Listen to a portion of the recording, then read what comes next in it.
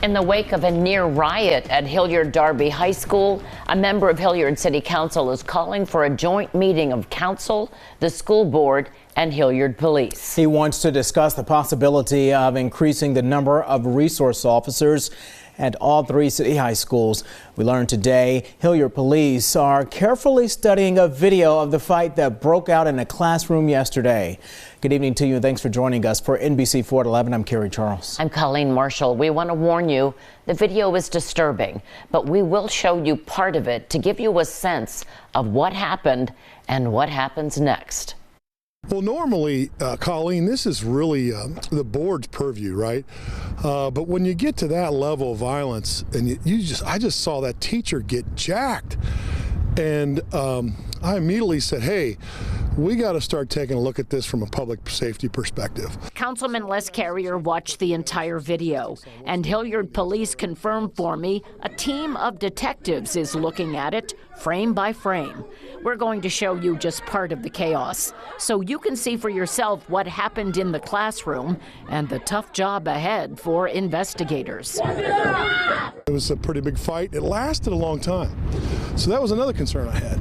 You know, it's a minute 30 before you got the interdiction of an SRO because they were out doing other duties. So I'm waiting for the police report. I'm going to ask some questions.